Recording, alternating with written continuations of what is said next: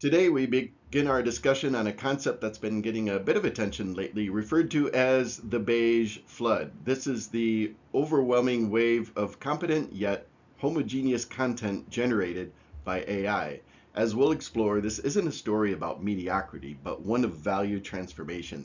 The central thesis we'll unpack is that as AI commoditizes raw intelligence and output, the truly scarce and therefore premium resource becomes human judgment. So let's begin by examining the phenomenon itself and its immediate effects on the digital world.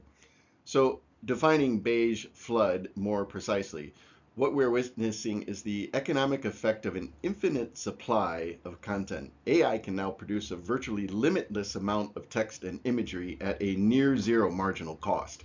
The content is polished, grammatically flawless, but itself it can be sometimes feel hollow, lacking the distinct nuance and authentic voice of human creation.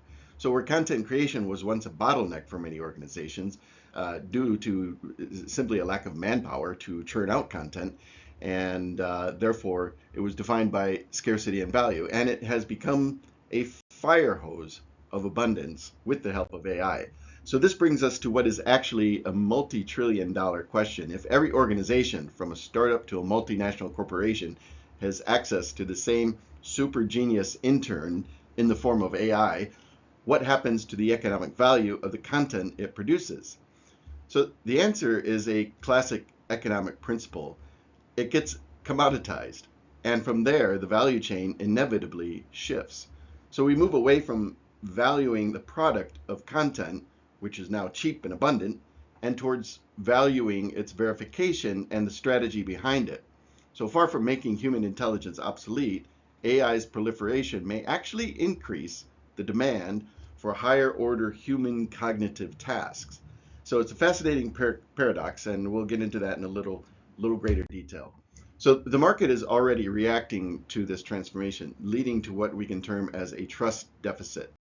Empirical data supports this. Gardner predicts that half of all consumers will consciously limit their social media use, citing a decay in quality they attribute to AI slop.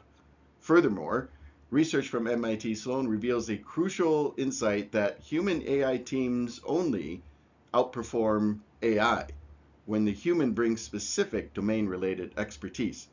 This phenomenon creates a gap where the true value lies not just in using AI, but in skilled human intervention. So in other words, curation, contextualization, strategic oversight, thought process that goes into the prompts that generate the AI output, all of these together bridge the divide between a generic output and a genuine, trustworthy communication.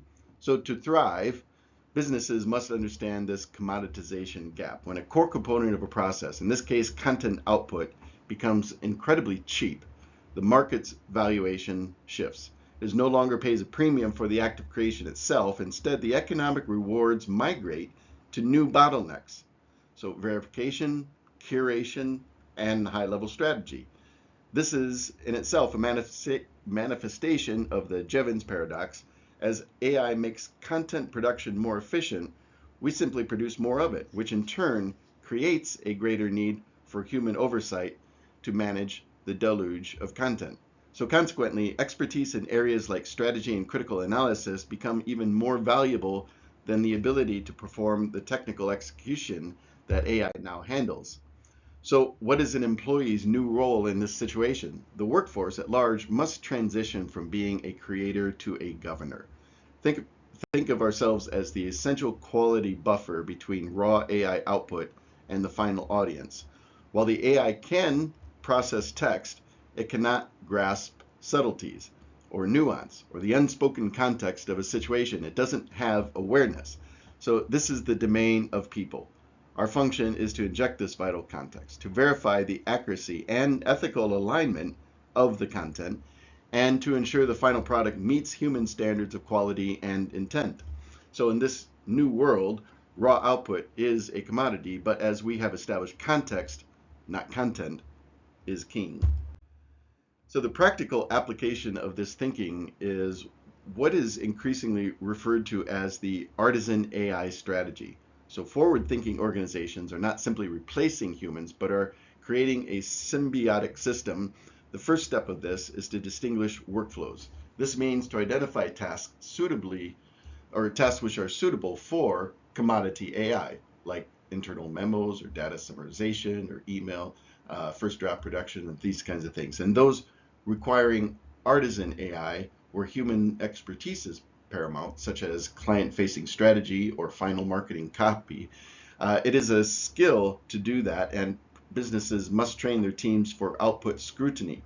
So in this way, the value-added skill is no longer generating content, but diagnosing why a piece of AI-generated content feels off-brand or is factually, and making sure it is factually correct. So this human-in-the-loop model can help to keep customers engaged in the AI-generated content and ultimately produce greater value overall.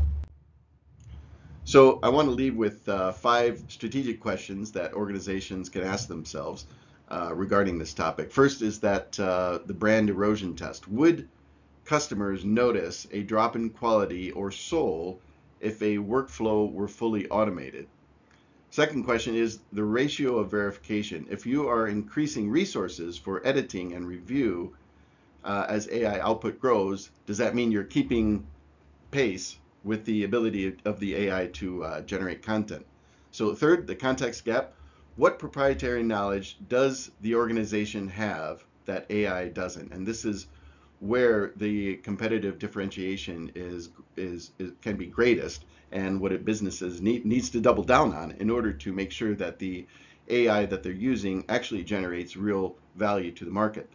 And then fourth, regarding the Javins opportunity, now that production is cheap, what high value products can you tackle? So with these resources being made available, what more difficult challenges can be addressed? Finally, the human premium. Where does the human touch build the most value? So in this way, the future belongs to the refiners of AI, not just the users of AI. So we're only at the early stages of AI development, of course. As society, we're still trying to figure out what to make of the AI and its capabilities. And to be honest, I'm still amazed every time I see the AI output. It may be a long time before I find this completely normal, but the danger herein is to be distracted by the amazingness of it.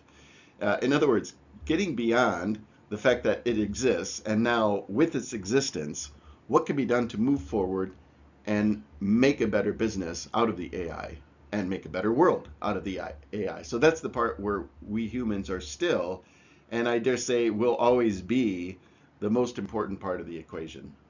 So hope you find value in this short journey today, and with that, I wish you all the best for the day ahead.